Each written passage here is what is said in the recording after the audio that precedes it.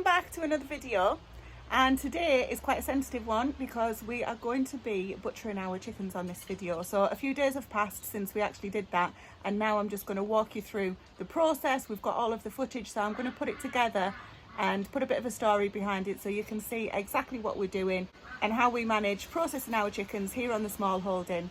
So a little bit of background information for those of you that don't know us. We are a family of 4 that are self-sufficient in our own meat and a lot of our own vegetables, and one of those meat sources are chickens. So we raise meat birds in batches of 15 at a time because that's what works for us. My husband and I both work full-time, so we do this around having the full-time job as well. So processing 15 at a time works out better than trying to do a full year's worth in one go to get them in the freezers and on the pantry shelves. So the breed of chicken that we've got are Ross Cobbs, and these are specifically grown as meat birds. We have tried other breeds in the past and they haven't worked very well for us, so we stick with these. Now, we raise meat birds all year round, so we do them in the batches of 15 because that's what works for us, and we buy them in as day-old chicks for the cost of about £1, £1.10 per chick. So one of the really important things of doing the processing day is to make sure that you plan ahead, get all of your kit ready, get all of your equipment ready, and plan out meticulously what you're doing when, because it does take quite a bit of time. Even if you're experienced in it like we are, it can take a good few hours, if not a full day, depending on if you've done it before. So I'm going to show you the setup just now. We won't be showing any dispatching of birds on this video, but we will be showing you the whole process after it's been dispatched. I'll show you what we use for the dispatch, but also we'll all go right through to ending up in the freezer. And just on that, this time I'm not actually just freezing the birds for preserving them. I'm going to be canning them as well to getting them on the shelves, making shelf stable food that doesn't require the electricity to keep it going and keep it safe. So now I'm stood next to one of the pieces of equipment. That sounds more elaborate than it is. It is literally a traffic cone upside down with the end chopped off. Now, this will be commonly referred to as a kill cone.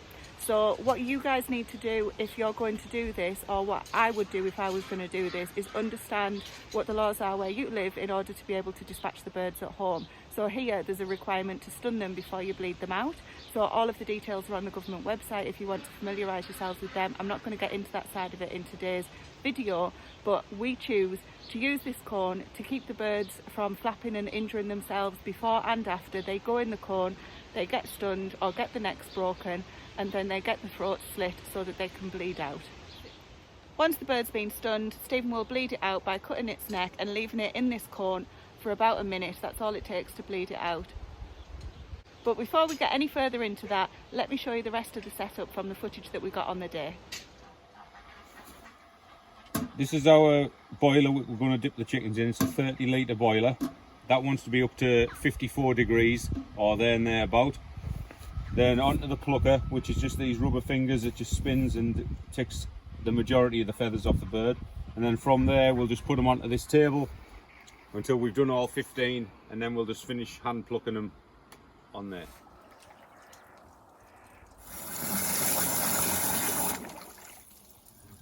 So as I say, the night before we make sure we got all of our equipment ready as much as possible, and the next morning we'll make sure that we get the boiler on that Stephen's just shown you to bring it up to temperature before we even think about going to bring any birds up. We want to cause them at least stress as possible, so we only bring them up when we're ready to get started.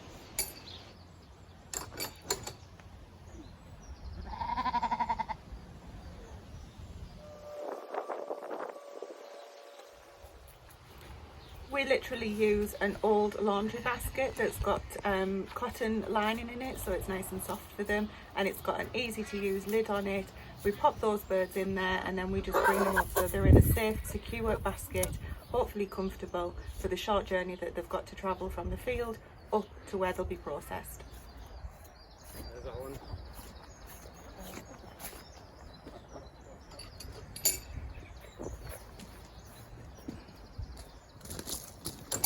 Once we've carried the birds up, we usually do 3 to 5 at a time, depending on how many can fit in the basket.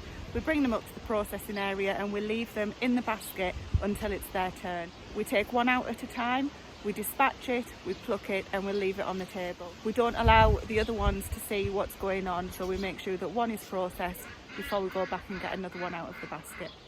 Once the bird has been dispatched and its head has been removed, Stephen brings it over to the water and dunks it in. Now I've left this in real time so you can see exactly how long he leaves it in the water for. Now the need for this is to release the feathers from the body. So if you don't leave it in the water for long enough, then you'll end up with difficult feathers to remove and you'll have a lot more hand plucking to do. You can see he's just testing it there to make sure that the feathers are coming out nice and easily. They obviously aren't, so he pops it back in again just for a little bit. Now you will find that the wing feathers are the most difficult ones to remove, or at least that's what we do. Now equally, if you leave it in the water for too long, you may end up scorching or burning the skin, and we don't want any cooking of any way, shape or form to take place here. So it will possibly take a few attempts to get used to this, so don't be disheartened if it doesn't always work how you expect it to. Now you can see this bird is being plucked quite cleanly, so they're coming out the feathers nice and easily because it's been a nice temperature, but the wing feathers there just take a little bit of an extra tugging, which is what Stephen is doing there. Now the gloves that Stephen wears are brand new sterilised gloves just to protect his hands whilst he's doing all of this, this not so nice work. So once that bird's been plucked, Stephen just turns around and pops it on that table, and I just make sure that no flies or anything like that will get to it. The purpose of this scene here is just to show you what our setup looks like and how we manually pluck the birds once the batch of 5 have been done. So we sit down, try and make sure that the bird stays cool as possible. It was actually quite a warm day today, which isn't ideal, but we've got to work with what we're given. Now Stephen just ties the feet together once they've been plucked, because that's how we hang them up in our fridge.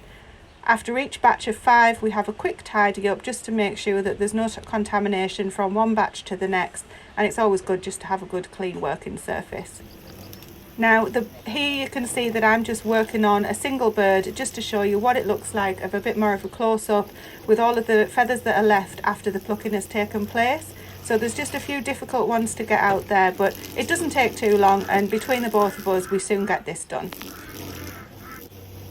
Now I'm by no means an expert at plucking these birds, Stephen's the expert, but I just wanted to show you that it's actually quite easy for somebody to do, even if you're not skilled in that area, shall we say. I'm just showing you the state of the bottom of those feet. They'll need a good clean before we use those. And the other place that I find that the hairs are difficult to get out, as well as the wingtips, is just above where the feet actually join the legs. So that takes just an extra little bit, and it can be quite difficult on your fingers if you've got bad joints or anything like that, so just be prepared for that. But other than that, it's quite easy, straightforward, and dare I say even therapeutic.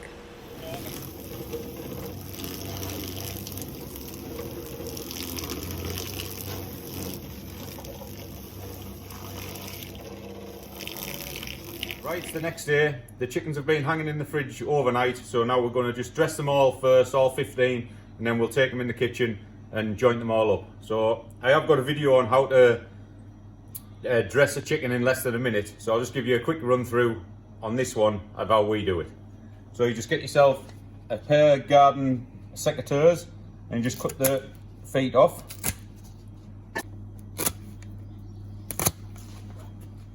Push the feet down so it loosens all the insides, and then flip it over, and then all you do is just cut a little slither of skin off the neck like that, and then you release the skin around the neck and pull the neck away from the crop.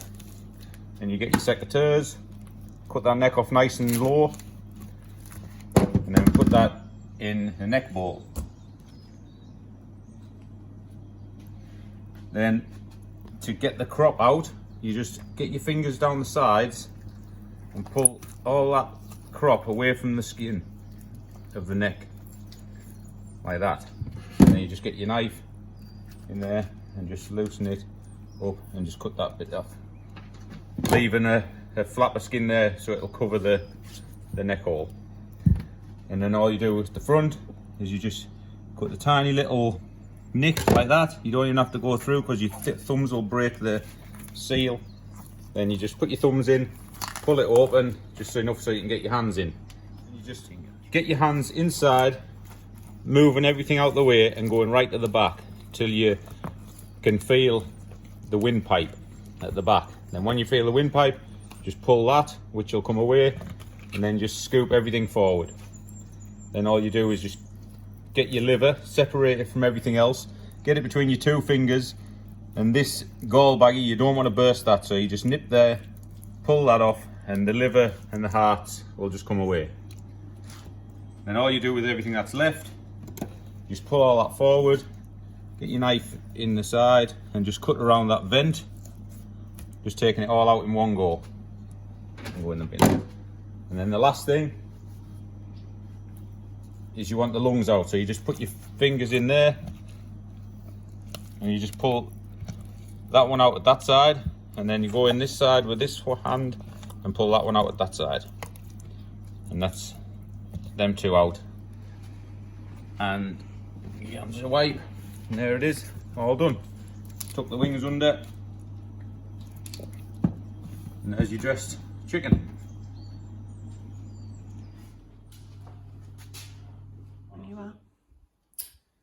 Right, we've brought them all in from the garage now. We've done all the messy work out there, so that's all out the way.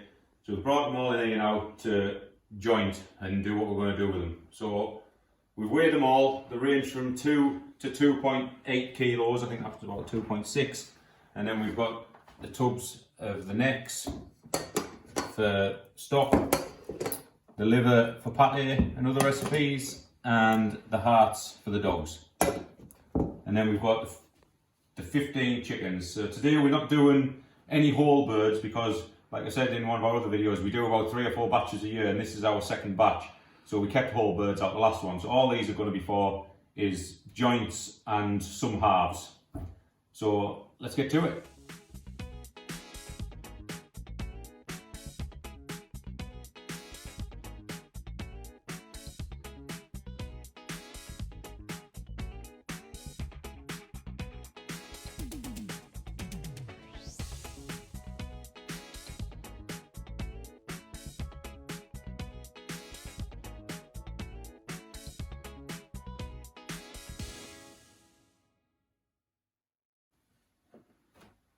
Well, that's them all done. So at the boss's request, we have 10 halves, 20 drumsticks, 20 thighs, 20 breasts, and a bowl full of wings. So that's my part done. Now I'll leave it to Tracy to explain what she's going to do with all this meat. So another thing I find really useful is before Stephen starts processing day, where on day 2, where he's actually jointing the chickens and bringing them into the house, etc., I make sure that I've got everything that we're going to need to be able to get the pieces into the freezer, or to be able to get prepared for canning, or to make any recipes that you might want to make really quickly, such as using the liver up. And what I do in order to be able to do that is I make sure I've got all of the buckets and the bins and the bowls and all of the bags and things like that. Have a pen to hand so that I can write on the bags what everything is, because you can guarantee it looks like what it's supposed to look like going in the freezer, but after a couple of weeks, a couple of months, it might not look like you think it does anymore. At least I always find that anyway. So get prepared, get everything ready, write a list, buy in what you'll need. It's worth the investment in the long run, I've found, and then make sure that you're ready to go on processing day, because there's nothing worse than running around trying to look for something while somebody stood waiting to pass you something to put in a bag or something like that. Now in just a second I'll show you how I started making the chicken stock. So straight away from the necks and from all of the discarded pieces of bone, carcass and things like that, and the wingtips, anything that you're not going to eat, I use straight away in the stock. So I did record just a little bit of footage as to what I included in the stock, and all of the stock just goes straight away on these shelves. This is actually stock. This at the bottom is sediment, and that's absolutely fine. That is actually turkey stock. It's not the one from this one. That's out in a different room at the minute. I just wanted to show you the kind of things that we can get on the shelf as well as in the freezer, and I'll just give you a quick rundown of what we've got here too. So in there we've got some carrots, some onions, cloves, coriander seeds, black peppercorns, and I've just picked a whole bunch of fresh herbs. There's French tarragon, apple mint, rosemary, bay leaves, creeping thyme, marjoram, oregano, all sorts. You might think, do they go together? But it'll be fantastic. So I'm going to add the chicken carcasses into here now and then fill it up. I want at least 7 quarts of water because that's what the canner can take. But given how many carcasses we've got, if I don't get more than that, I would be disappointed. So let's get this on, and then we're going to pressure can it for 90 minutes as stock in here. Then we'll add it to the jars, and then we'll pressure can the jars. So I find it really useful to figure out what you're going to do with all the chicken beforehand. For you guys, it might be that you're just going to freeze them whole and you just want whole birds in the freezer, and that's absolutely fine. As Stephen mentioned, we've still got chicken in the freezer whole, so we didn't want that. So halving them we found works really well and is very economical for us. It really helps on the keep the food costs down and makes the chicken go further as well. So on this shelf here, that's, as I say, that's all turkey stock from Christmas, which is why there's more sediment in that. And this is actually some game meat that I did recently. But here we've got the chicken stew and pie base, and this is just chicken and veg. And this method of preserving is called pressure canning. I've got videos on that if you want to have a look. But the purpose of this for me is, although there's an initial cost in buying jars and when you're doing the canning, because you have to use a heat for the pressure canner to work. But once you've done that, you've got shelf-stable food that doesn't require any electricity to be dependent on or to cost. And then you've got that on your shelf for a good 12 to 18 months. To be honest, probably longer, but that's not what the book says. So we have to say 12 to 18 months. And it looks really pretty. For the rest of the chicken pieces, they are in the freezer because you can freeze them and then bring them out and can them after they've been frozen and defrosted and canning, because you're not putting them into the same state that they were back in the freezer or anything like that. That's absolutely fine.